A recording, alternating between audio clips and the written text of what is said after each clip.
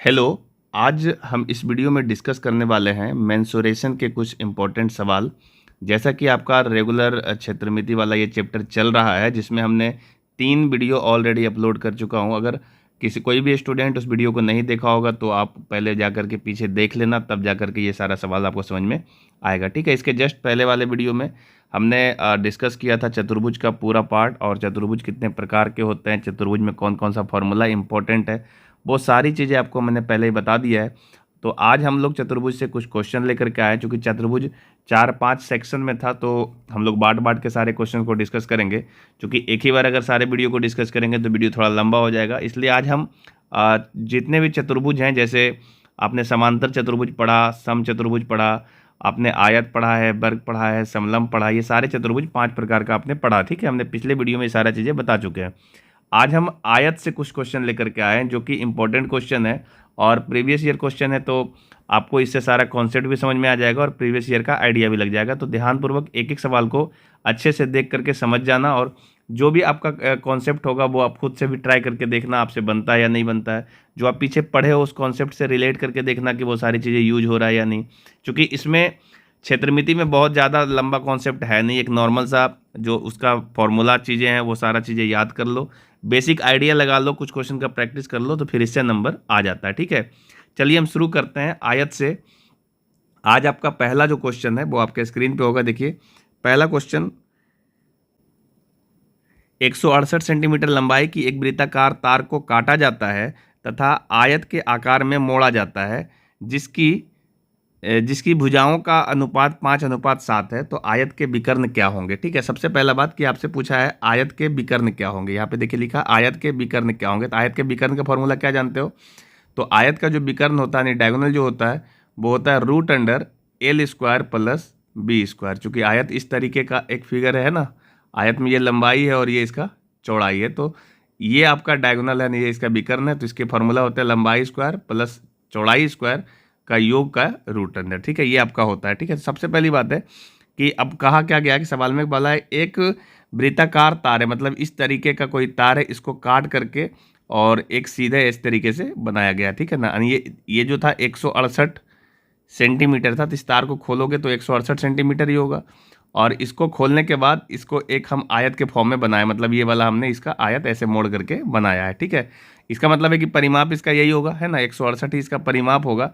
और साथ में इसने ये भी कहा है कि जिसकी भुजाओं का अनुपात 5:7 है, मतलब कर लो लंबाई और चौड़ाई का जो अनुपात है वो 5:7 है। ठीक है, तो आप इससे कह सकते हो कि ये वाला 5x है लंबाई और इसकी चौड़ाई जो है 7x है, कुछ ऐसा कह सकते हो।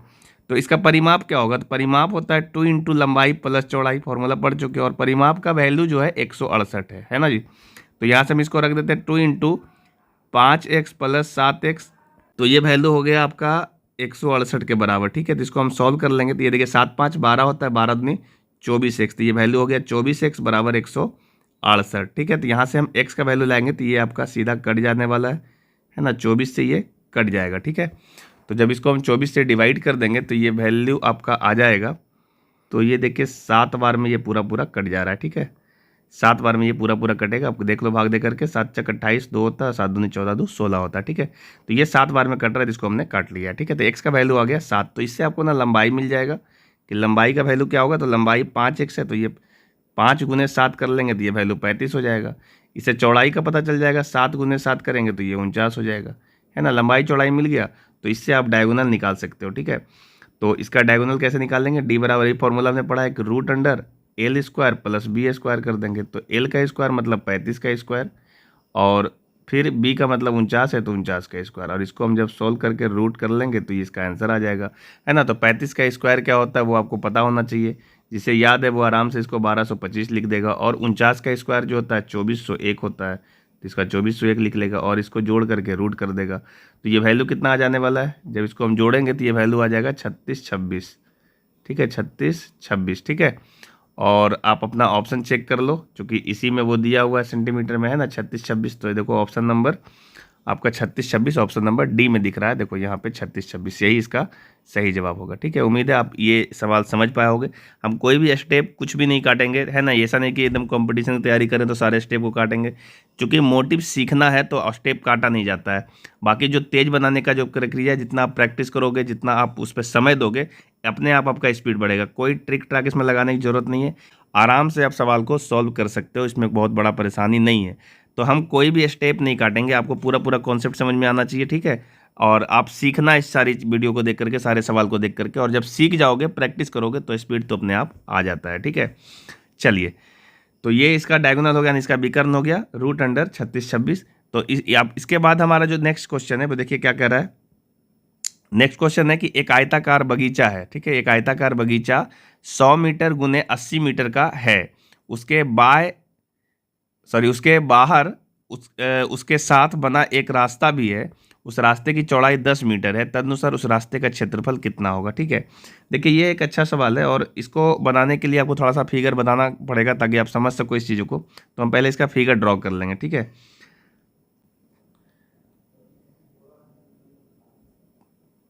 तो इस तरीके का एक आयताकार बगीचा है, और इस बगीचे में क्या है, तो एक बाहर की तरफ से रास्ता है, बाहर की तरफ से रास्ता है। तो आप इस तरीके से बाहर से एक रास्ता बना दीजिए, है ना, ऐसे रास्ता है। ठीक है, अब ये रास्ता, ये जो आपका रास्ता दिख रहा है ये वाला बाहर की तरफ से, इस रास्ते का क्षेत्रफल आपसे पूछा है। ठीक है, कि ये रास्ता जो बना है, इस रास्ते का क्षेत्रफल क्या होगा। अच्छा, बगीचे की लंबाई और चौड़ाई दिया हुआ था कि 100 मीटर लंबा है ये, 100 मीटर, और 80 मीटर का ये चौड़ा है। ठीक है, और उसके बाहर से रास्ता बनाया गया है। अच्छा, रास्ते की चौड़ाई दिया हुआ है कि ये आपका 10 मीटर है। ठीक है, रास्ते की चौड़ाई मतलब ये वाला जो चौड़ाई आ रहा है ना, ये चौड़ाई आपका दिया हुआ है 10 मीटर का। ठीक है, 10 मीटर का रास्ता है। ठीक है, इधर से भी और इधर से भी, मतलब कि चारों साइड से 10 मीटर का ही रास्ता है। ठीक है, ये आपका 10 मीटर है इस तरीके का। तो पूछा है आपका रास्ते का क्षेत्रफल क्या होगा। रास्ते का क्षेत्रफल निकालने के लिए बहुत सिंपल सा बात यह है कि अगर आपको रास्ते का क्षेत्रफल निकालना है तो आप क्या करिए कि बड़ा वाला जो चतुर्भुज है ना, जैसे देखो बड़ा वाला जो ये आयत बना हुआ है, जिसकी लंबाई इतना बड़ा है और इसकी चौड़ाई यहाँ से यहाँ तक है ना, ये इसकी चौड़ाई है। ठीक है, तो इस बड़े वाले जो आपका आयत है, बड़ा वाला आयत, और छोटे वाले आयत को में माइनस कर दीजिए तो आपका आंसर आ जाएगा। जैसे मेरा ये कहना है कि जैसे मान लो ये बड़ा वाला आयत है, और इस बड़े वाले आयत में छोटे वाले आयत को घटा दीजिए। अगर इस दोनों को घटा देंगे, दोनों के क्षेत्रफल को, तो आपका रास्ता ही तो बचेगा, है ना। तो हम क्या करेंगे कि बड़े वाले क्षेत्रफल में छोटे वाले के क्षेत्रफल को घटा देंगे। क्षेत्रफल आपको घटाना है। ठीक है, तो आपका सिर्फ रास्ता का क्षेत्रफल बच जाएगा, रास्ता का क्षेत्रफल, और उसके बाद कुछ नहीं करना, आप सीधा कैलकुलेट करोगे, आपका आंसर आ जाएगा। तो सबसे पहली बात है कि अंदर वाला का तो हमको पता है सब कुछ, कि अंदर वाला जो है उसकी लंबाई 100 है और इसकी चौड़ाई 80 है।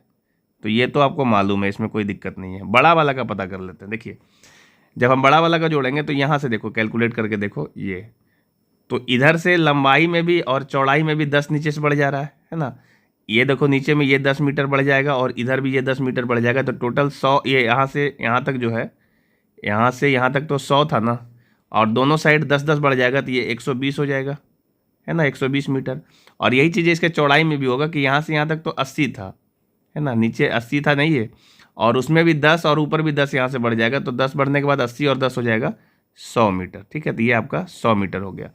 इसका मतलब कहना ये चाह रहे हैं कि बड़ा वाला की लंबाई 180 होगा और इसकी चौड़ाई 100 हो जाएगा। तो हम इसका क्षेत्रफल कैसे निकाल लेंगे, तो क्षेत्रफल होता है लंबाई गुने चौड़ाई, तो 120 गुने 100 कर लेंगे, और इसमें माइनस कर देंगे, इसकी लंबाई है 100 और इसका चौड़ाई है 80, बस इसको माइनस कर देंगे तो आपका आंसर आ जाएगा। ठीक है, तो ये आपका बच जाएगा रास्ता का क्षेत्रफल, है ना जी, रास्ता का क्षेत्रफल। तो हम और आगे इसका कैलकुलेट कर लेते हैं।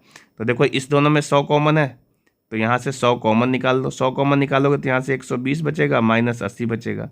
तो 120 और 80 क्या हो जाता है, 100 है, 120 में से 80 जाएगा तो ये 40 बच जाएगा। तो 40 गुने 100 करेंगे तो ये आपका 4000 आ जाएगा, यानी कि जो रास्ते का क्षेत्रफल होगा वो आपका 4000 ही होगा। ठीक है, आप ऑप्शन चेक करो, 4000 हो गए। देखो ऑप्शन नंबर डी में, देखिए ऑप्शन नंबर डी में कितना दिया हुआ है, 4000 वर्ग मीटर, है ना, यही आपका सही आंसर है। ठीक है, तो इस तरीके से आप इस तरह के छोटे छोटे सवालों को आसानी से सॉल्व करके नंबर ला सकते हो। ठीक है, हम पहले ही कह रहे हैं कि कोई भी स्टेप हम काटेंगे नहीं, पूरा फिगर बना करके आपको समझाने की कोशिश करेंगे ताकि आप पूरा पूरा कॉन्सेप्ट समझोगे। और एक बार अगर सीख गए सही तरीके से तो कोई सा भी सवाल आएगा आपके सामने तो आप अपने से तेजी से स्कोर कर सकते हो। ठीक है, चलिए नेक्स्ट क्वेश्चन देखते हैं क्या है। नेक्स्ट क्वेश्चन कह रहा है कि एक आयत की लंबाई चौड़ाई से दुगनी है यदि आयत का क्षेत्रफल 417.605 वर्ग मीटर है तो लंबाई कितनी होगी। ठीक है, ये क्वेश्चन है आपका। और इस क्वेश्चन में देखिए क्या क्या आपको दिक्कत देगा। सबसे पहली बात कि ये जो आपका क्षेत्रफल दिया हुआ है ये पॉइंट में दिया हुआ है, देखो है ना। और इसकी लंबाई जो पूछा है कि लंबाई कितनी होगी वो भी पॉइंट में है, तो थोड़ा सा कैलकुलेटिव होगा, लेकिन चीज़ें आसानी होगा। चूँकि अगर इस तरीके से कोई सवाल पूछता है तो वो भी कुछ सोच करके ही डाटा डालता है। ठीक है ना, तो आप देखो एक बार पहले ट्राई करके दिखाते हैं कि कैसे इसको सॉल्व किया जा सकता है। सबसे पहली बात कि बोला है कि आयत की जो चौड़ाई है, सॉरी लंबाई जो है चौड़ाई से दुगनी है। ठीक है ना, लंबाई जो है चौड़ाई से दुगनी है। तो सबसे पहला काम ये करो कि ये जो मान लो आपका आयत है ना, सपोज ये आयत है, इसको बना ही लेते हैं इस तरीके से। सपोज ये आपका आयत है, ठीक है, और इस आयत में क्या बोला गया कि इसकी जो चौड़ाई है, सॉरी इसकी जो लंबाई है, लंबाई वो चौड़ाई से दुगनी है। मान लेते हैं अगर चौड़ाई आपका x है तो लंबाई इसका दुगना 2x होगा, है ना। तो इसका क्षेत्रफल कैसे निकालते हैं, तो क्षेत्रफल निकालते हैं आयत का लंबाई और गुने चौड़ाई। दैट मीन्स ये कि लंबाई तो 2x है और चौड़ाई x है। ठीक है, इस दोनों गुना कर लेंगे और यही क्षेत्रफल जो है 417.605 है। ठीक है, तो इसको आप थोड़ा सा सॉल्व करो तो ये वैल्यू आ जाएगा 2x² बराबर 417.605, है ना। तो इसको अभी आप 2 से भाग दे करके देखो तो x² का वैल्यू निकल जाएगा। तो x² का वैल्यू कितना आ जाएगा, तो हम इसको 2 से भागा दे देते हैं। 417.605 को यदि हम 2 से भागा दे देंगे तो ये वैल्यू आपको मिल जाएगा 208.8025। ठीक है, इतना मिलेगा। अब थोड़ा सा आपको कॉमन सेंस लगा करके चलना पड़ेगा। तो हम यहाँ से क्या कर रहे हैं कि x का जब वैल्यू निकालेंगे तो ये वैल्यू आ जाएगा √208.8025। अब ये रूट से बाहर आएगा तो क्या ये पूर्ण स्क्वायर है या नहीं है, तो ये आपको कॉमन सेंस से ही ध्यान दे करके निकालना पड़ेगा। चूँकि आप यहाँ पे जिस तरीके से आपका ऑप्शन दिया वो सारा पॉइंट में ही दिया हुआ है, तो बस आपको एक अप्रॉक्स वैल्यू निकाल करके इसका देखिए कि वो पूर्ण में है या नहीं है। ठीक है, तो इसको कैसे निकालते हैं, तो यहाँ से जब हम x का वैल्यू निकालेंगे ना तो इतना बड़ा का रूट आपको तो ऐसे भी आइडिया लगेगा नहीं, तो आप कॉमन सेंस यूज करना और अपने ऑप्शन का इस्तेमाल करना। तो जब आप ऑप्शन की मदद लोगे ना तो देखो यहाँ से आपको कैलकुलेट करना सच में मुश्किल होगा, इसमें कोई बड़ी बात नहीं है। तो हम ऑप्शन की मदद लेंगे। ऑप्शन लंबाई पूछा है, मेरा लंबाई जो है, हमारा लंबाई जो है x से दुगना है। डैट मीन्स ये कि ये जो वैल्यू है इसको दुगना, ये आपका जो ऑप्शन दिया हुआ है दुगना करके दिया हुआ है, तो आप इसको आधा कर दो, सबको आधा कर दो ताकि x का वैल्यू मिल जाए। चूंकि ये लंबाई है ना, लंबाई 2x है, यहाँ देखिए लंबाई कितना है 2x है। इसका मतलब जो ये आपका लंबाई दिया हुआ है ये दुगना है ना x का, तो हम इसको आधा कर देते हैं ताकि आपको x का वैल्यू का आइडिया लग सके। ठीक है, तो इसको जब हम आधा करेंगे तो ये वैल्यू कितना मिलेगा, देखो 14 दूनी 28 सोचा है, 5 दूनी 10 और ये 4 दूनी 8, तो ये वैल्यू आपका आ गया 14.54। इसको हम आधा कर देंगे तो ये आ जाएगा 14.45। इसको हम आधा कर देंगे तो ये आ जाएगा 14 दूनी 28.9 दूनी 18 और 9 0, और ये आ जाएगा 14.045। ठीक है, ये आ जाएगा इतना। तो हमने सबको ऑप्शन चेंज कर दिया। ठीक है, ये देखिए आपका लास्ट में क्या है 5 है, ठीक है ना। तो आपका जो 5 रहेगा तभी उसका जो वर्गमूल निकलता है वो लास्ट में 5 आता है। तो 2 ही ऑप्शन है इसके लास्ट में 5 है, एक यहाँ पे 5 है और एक यहाँ पे 5 है। ठीक है, अब दूसरी बात ये है कि यहाँ से जो नंबर है वो 14.045, ये थोड़ा ज़्यादा है। जब इसको हम स्क्वायर करेंगे तो रूट के जो आप स्क्वायर करोगे 10 मतलब जो वो 6 अंक के बाद आएगा। तो मेरे पास तो 6 अंक वैसे भी नहीं है ना, हमारे पास तो 4 ही अंक के बाद 10 मतलब है। तो ये देखो 2 वाला का स्क्वायर करोगे ना, 2 अंक के बाद 10 मतलब है, तो उससे 4 अंक के बाद 10 मतलब मिलेगा। तो इससे ये मैच कर रहा है, तो इससे ये पता चल रहा है कि इसका जो वर्गमूल होगा वो 14.45 ही रहा होगा। ठीक है, और आपको लंबाई पूछा तो लंबाई आपका यहीं से ये वैल्यू मिल गया 28 मतलब इतना, तो यही इसका जो है सही जवाब होगा। ठीक है, आप देख लेना, यहाँ से लंबाई पूछा था तो लंबाई x को हम गुना करेंगे ना 2 से, तो ये वैल्यू आपको मिल जाएगा। ये वैल्यू आपको यहाँ से 2 गुने 14.45 कर लेंगे और ये वैल्यू आपको मिल जाएगा 28.9 जो। हालांकि इसको निकालने की ज़रूरत नहीं, चूँकि हमने ये जो आंसर लाया ऑप्शन से तो लाया था, तो ऑप्शन से डायरेक्ट आप इसको मार सकते हो। ठीक है, तो इस तरीके से आप थोड़ा प्रैक्टिस करोगे तब जा करके थोड़ा आइडिया लगेगा, और ऑप्शन का मदद ले सकते हो जब क्वेश्चन थोड़ा ज़्यादा कैलकुलेटिव हो। ठीक है, और अगर आपको लगे कि ज़्यादा कैलकुलेशन हो रहा है, समय खराब हो रहा है, तो आप क्वेश्चंस को छोड़ करके आगे बढ़ सकते हो। बाद में जब आपको समय मिलेगा तो पुनः वहाँ तक आ सकते हो। ठीक है, उम्मीद है आप समझ गए होंगे कि क्या कहना चाह रहे हैं, क्योंकि ये सवाल में दम नहीं है, सवाल तो बहुत हल्का ही है, पर इसमें कैलकुलेशन थोड़ा सा है और स्क्वायर वगैरह आप याद रखिए। हम बार बार लोगों से ये कह रहे हैं कि आप जब कंपटीशन की तैयारी करते हैं तो आपको 1 से 50 तक का मिनिमम वर्ग तो याद होना ही होना चाहिए। ठीक है ना, इसका अगर वर्ग आप याद नहीं रखेंगे, आपसे कैलकुलेशन जल्दी जल्दी नहीं हो सकता है। दूसरी बात, 1 से लेकर के कम से कम मिनिमम 20 तक या 10 तक आपको घन भी याद रखना पड़ेगा। 1 से 20 तक मिनिमम याद रख लीजिए। और वर्गमूल जो होता है 1 से लेकर के कम से कम 20 तक मिनिमम आप वर्गमूल भी याद रखिए। ठीक है, ये सब कॉमन चीज़ें हैं, इसको अगर आप याद नहीं रखेंगे, आप देखना सवाल बनाने में बहुत परेशानी आएगी। इसके पहले भी हम जब सवाल बनाए थे, जहाँ पे आपको देखो ये विकर्ण पूछा था, तो यहाँ पे भी जब हम विकर्ण को सॉल्व करते थे, देखो ये 35 का स्क्वायर आया, 49 का स्क्वायर आया, तो इसको जल्दी से याद रहेगा तभी ना हम काम कर सकते हैं। गुना करने का आपके पास टाइम नहीं है, सब लोग करेगा, ऐसा नहीं कि नहीं करेगा। 10% बच्चा आराम से करता है, तो आपको भी याद रहेगा, तो आप जल्दी जल्दी कर सकते हो। ठीक है, चलिए नेक्स्ट क्वेश्चन देखते हैं। अगला क्वेश्चन आपका क्या है। अगला क्वेश्चन कह रहा है कि एक कमरे की लंबाई उसकी चौड़ाई से 3 मीटर अधिक है। ठीक है, एक कमरा है, तो कमरा आपका आयत के फॉर्म में होता है, तो इस तरीके का एक कमरा होगा, है ना। और इस कमरा में क्या है, तो इसकी जो लंबाई है, इसकी जो लंबाई है वो चौड़ाई से 3 अधिक है। मतलब अगर ये x है तो इसकी लंबाई x+3 रही होगी, है ना। और यदि कमरे की फर्श का क्षेत्रफल जो है 70 मीटर स्क्वायर है, मतलब ये जो कमरा है, इस कमरे का जो फर्श है, यानी ये फर्श का जो है वो 70 मीटर स्क्वायर है, ये जो है 70 मीटर स्क्वायर है, तो फर्श का परिमाप क्या होगा। ठीक है, फर्श का परिमाप पूछ रहा है। तो सबसे पहली बात, क्षेत्रफल आपको दिया है ना, तो क्षेत्रफल क्या होता है, क्षेत्रफल होता है आपका लंबाई गुने चौड़ाई, और ये वैल्यू दिया हुआ है 70। तो लंबाई कितना है, लंबाई है x+3 और चौड़ाई है आपका x, तो ये गुना करेंगे तो ये वैल्यू दे देगा 70। तो देखो ये द्विघात समीकरण में चला जाएगा, है ना, क्योंकि आपका इसको जब गुना करोगे x के तो ये वैल्यू चला जाएगा।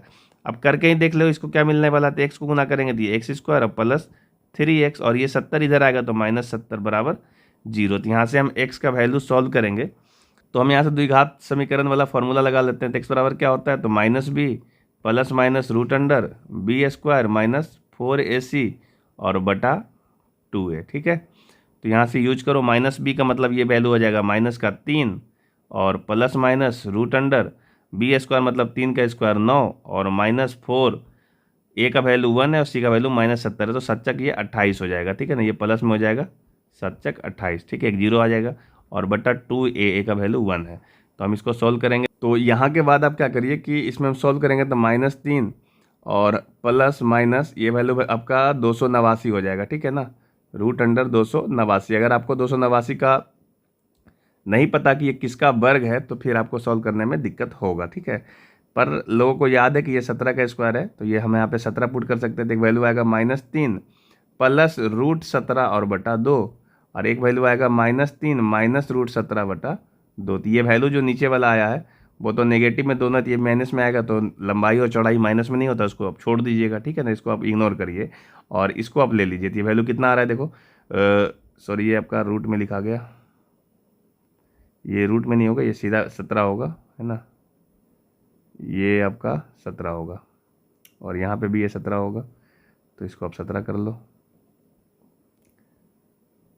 ठीक है, अब इसको आप सॉल्व कर लीजिए। तो ये देखो ये कितना कितना वैल्यू आ रहा है, तो 17 में से 3 गया तो ये वैल्यू आपको 14 आएगा, 14 बटा 2 अर्थात ये 7 आएगा। इसको आपको तो छोड़ ही देना है, तो x का वैल्यू 7 आ गया। ठीक है, तो आप यहाँ से लंबाई चौड़ाई निकाल सकते हो। ये x का जो वैल्यू 7 आया यहाँ पे पुट कर दो, तो ये वैल्यू आपका हो जाएगा 7 + 3 अर्थात 10। तो इसकी लंबाई हो जाएगी 10 और इसकी चौड़ाई हो जाएगी 7। तो बोला कि इसका परिमाप क्या होगा। ठीक है ना, तो परिमाप कैसे निकालते हैं, तो परिमाप निकालते हैं 2 × लंबाई प्लस चौड़ाई करके, 2 × लंबाई प्लस चौड़ाई करके। तो लंबाई और चौड़ाई देख लो, 10 और 7 17, तो 17 दूनी कितना हो जाएगा 34, 17 दूनी 34। देखो ऑप्शन में कौन सही है, तो ऑप्शन नंबर आपका डी नंबर में 34 है, यही इसका सही जवाब होगा। ठीक है, तो कुछ भी है नहीं सब सवाल में, बस छोटा मोटा फॉर्मूला लगाना है, कॉन्सेप्ट थोड़ा सा यूज करिए। और द्विघात समीकरण यहाँ से आ गया था, तो ये आपको सॉल्व करने आना चाहिए कि द्विघात समीकरण कैसे सॉल्व होता है। हमने यहाँ पे फॉर्मूला लिख लिया किसी भी द्विघात समीकरण को सॉल्व करने का, तो ये फॉर्मूला आपको याद होना चाहिए। अगर नहीं याद है तो अभी याद कर लीजिए, आपका काम हो जाएगा। चलिए नेक्स्ट क्वेश्चन देखते हैं, अगला क्वेश्चन क्या कहता है। देखिए अगला क्वेश्चन कहा कि किसी कमरे के फर्श की माप 4 × 3 मीटर है तथा उसकी ऊंचाई 3 मीटर है। बोला है कि कमरे की दीवारों तथा छत पर रोगन कराना है, रोगन किए जाने वाले भाग का क्षेत्रफल कितना होगा। देखो सबसे पहले बात इसका एक फिगर बना लो, तो उसके बाद समझ में आएगा चीज़ें कि क्या करना चाहते हैं। मान लीजिए ये आपका कमरा है, ठीक है, और इस कमरे वो क्या करता है, लंबाई चौड़ाई और दिया हुआ है सब कुछ, तो लिख दीजिए इसकी लंबाई कितनी है। तो इसकी लंबाई दिया हुआ 4 × 3 का, मतलब इसकी लंबाई 4 रही होगी और इसकी चौड़ाई जो है वो 3 रही होगी, और इसकी ऊंचाई दी हुई है, ये ऊंचाई भी 3 है, ठीक है ना, ये ऊंचाई इसका 3 है। अब कह रहा है कि इसको रोगन कराना, रोगन मतलब इसको कलर कराना है, आप ये समझ लो, है ना। तो इसमें कौन कौन सा दीवार कलर हो जाएगा, तो 4 दीवार इसमें कलर होगा।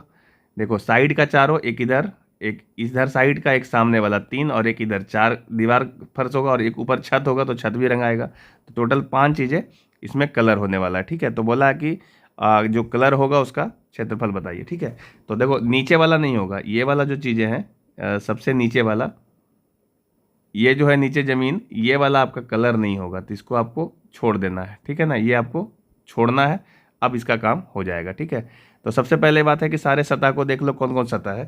तो इधर से देखो ये वाला जो सतह है आपका, इधर वाला सतह, ठीक है, इसका जो एक हिस्सा है वो 3 है, और जो खड़ा है ऊपर भी 3 ही है। तो इसका जो क्षेत्रफल हो जाएगा 3 × 3 कर लेंगे, ठीक है, 3 × 3 ये हो जाएगा। और इधर वाला जो क्षेत्रफल है ये वाला भी 3 × 3 हो जाएगा, चूँकि इसकी भी वही सेम कंडीशन है। इधर भी जो आपका एक आयताकार ही होगा, तो एक आयत तो 3 है इसकी, और दूसरा भी 3 ही है, तो 3 तिया ये 9 हो जाएगा, यानी कि ये वर्ग के फॉर्म में होगा बेसिकली, ठीक है। और इसके बाद जो ऊपर वाला हिस्सा, सामने वाला जो हिस्सा है उसको देख लीजिए। सामने वाला हिस्सा मतलब हम इस वाले फेस की बात कर रहे हैं, जो आगे का हिस्सा है, जिसको आप एकदम सामने देख पा रहे होंगे, ये वाला हिस्सा, ठीक है ना, ये वाला। तो ये इसका क्षेत्रफल कितना हो जाएगा, तो इसका जो लंबाई है वो 4 है, ठीक है ना, और इसकी जो लंबाई है 4 है वो, और ऊंचाई जो है वो आपका 3 है, ठीक है ना, ऊंचाई 3 है।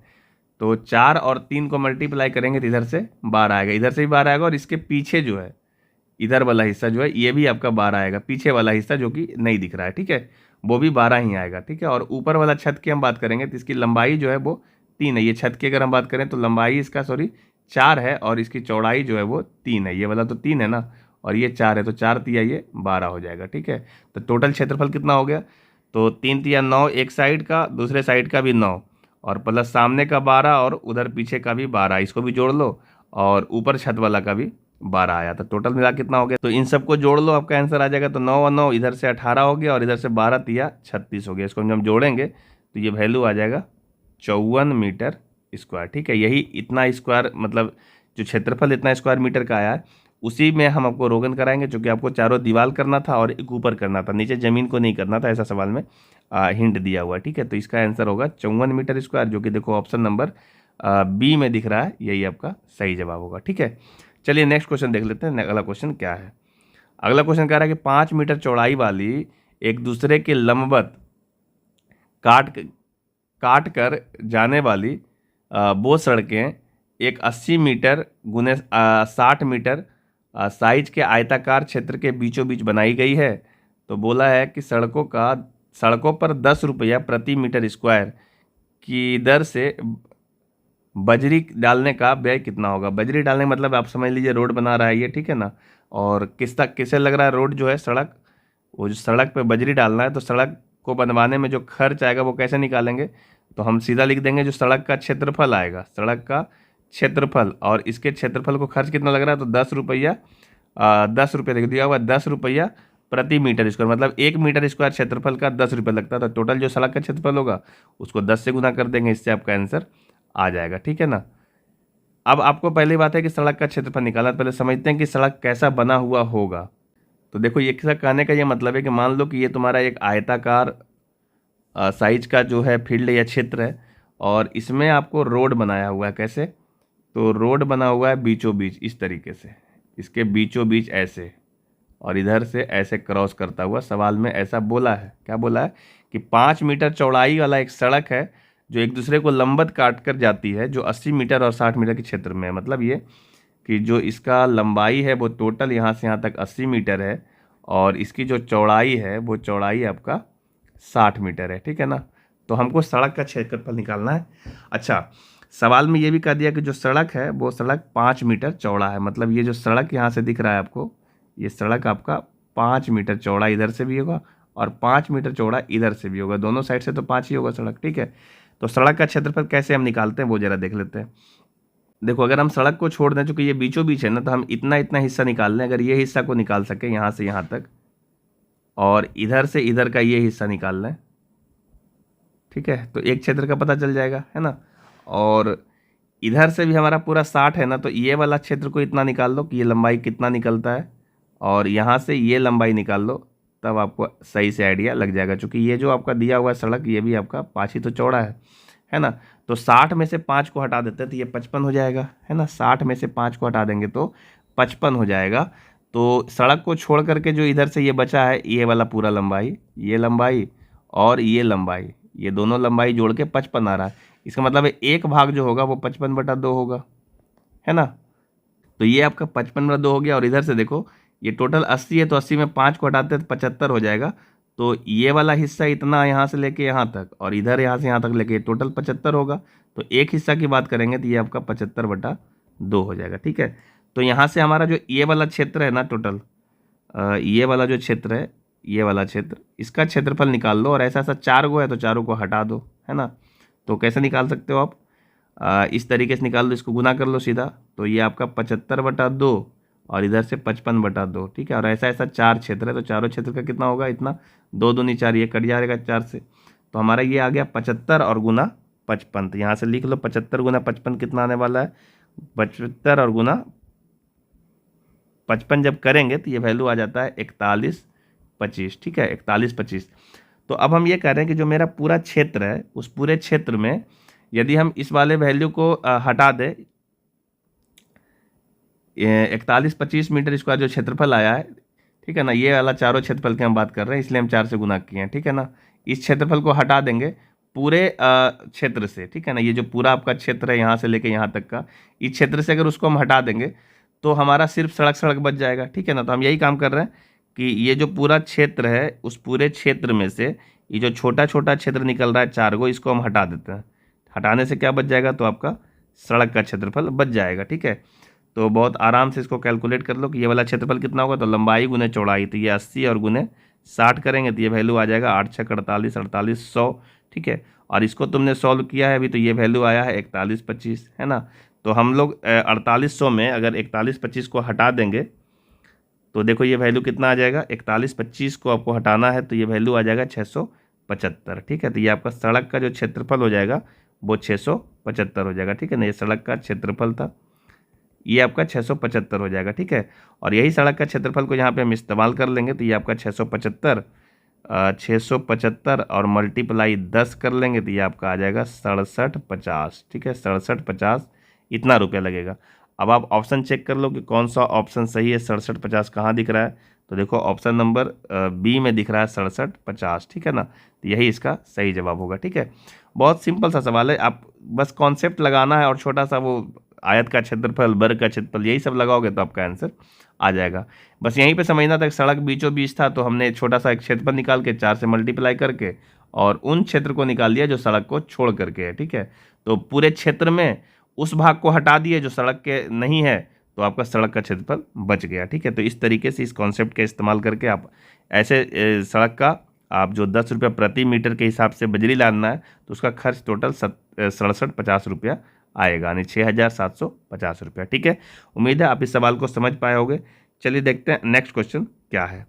नेक्स्ट क्वेश्चन क्या बोल रहा है, देखिए नेक्स्ट क्वेश्चन क्या बोल रहा है कि एक आयत का क्षेत्रफल 60 वर्ग सेंटीमीटर है और उसका परिमाप 34 सेंटीमीटर है, तो विकर्ण की लंबाई कितनी होगी। एक छोटा सा सवाल है, बस एक आपको आयत बना लो बस समझने के लिए कि ये एक आयत है, तो इसका क्षेत्रफल दिया हुआ है आपके सवाल में। क्षेत्रफल कितना है, तो 60 सेंटीमीटर स्क्वायर है, वर्ग सेंटीमीटर, और उसका परिमाप जो है वो 34 है। परिमाप क्या होता है, 2 इंटू लंबाई प्लस चौड़ाई, ये ना परिमाप होता है। ये आपका 34 दिया हुआ, तो हम लंबाई प्लस चौड़ाई यहाँ से निकाल सकते हैं कि ये 17 आएगा, ठीक है।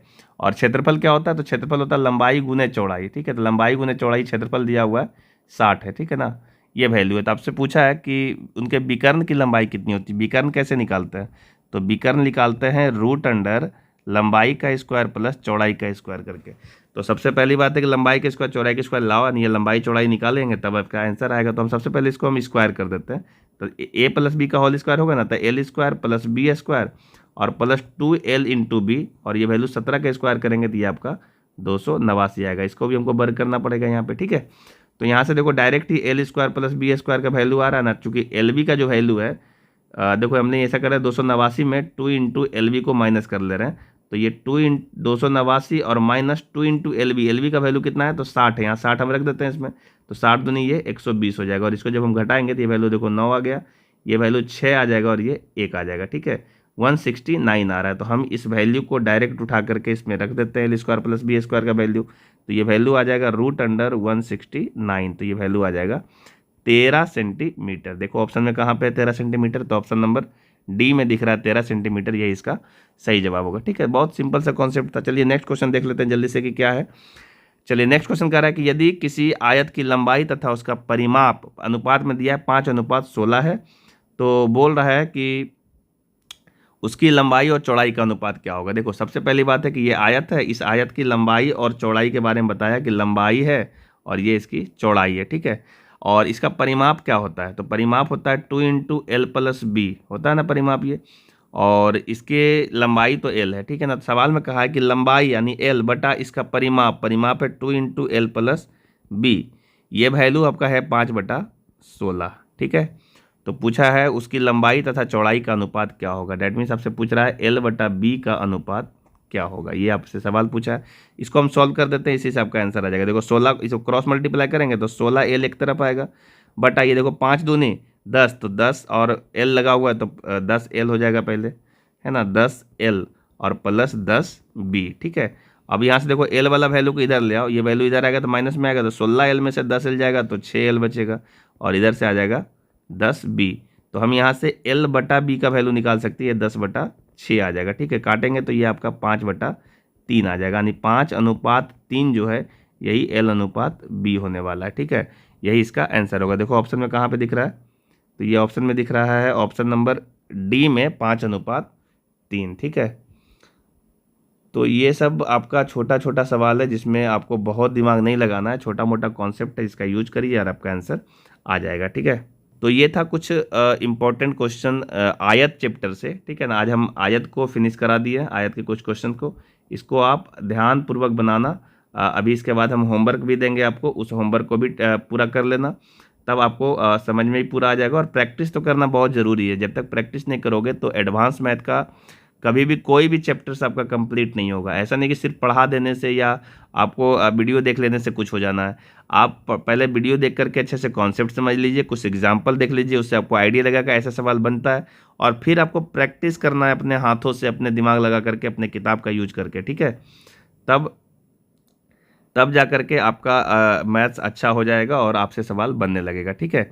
तो कुछ क्वेश्चंस हैं अभी, इसके बाद हम लोग वर्ग कराएंगे। जब अगला वीडियो बनाएंगे तो हम लोग वर्ग लेकर के आएंगे, और फिर साथ में समांतर चतुर्भुज बच रहा है, आपका सम चतुर्भुज बन रहा है, उसके बाद सबलम चतुर्भुज बचता है।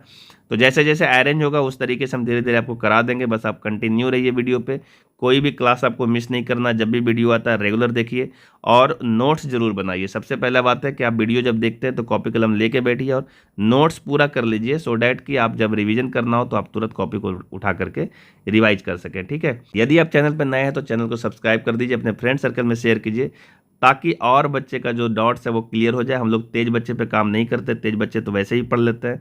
हमेशा कोशिश होता है कि कमज़ोर बच्चों को साथ लेके चला जाए, और आपका रिजल्ट हो, अगर आप कोशिश करेंगे मेरे साथ तो निश्चित रूप से आपका रिजल्ट हो सकता है।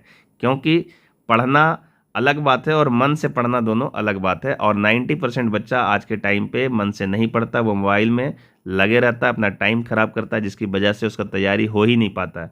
उसे तो खुद पता ही नहीं है कि सिलेबस पूरा हुआ या नहीं हुआ। सिलेबस आपको पूरा करना है किसी भी हाल में, ठीक है ना, तब जा करके आप अच्छा इसको कहीं भी किसी भी एग्ज़ाम को क्रैक कर सकते हो, ठीक है। चलिए आज के लिए इतना ही, मिलते हैं नेक्स्ट वीडियो में। मेंसुरेशन का जो नेक्स्ट 5वां वीडियो आएगा, चूँकि ये 4था वीडियो था, 5वां वीडियो में हम लोग वर्ग वाला जो सेक्शन था उसका कुछ क्वेश्चन कराएंगे और साथ में उसका भी कुछ होमवर्क देंगे। तो आप कोशिश करना कि आज का जो होमवर्क है उसे बना लें, ठीक है।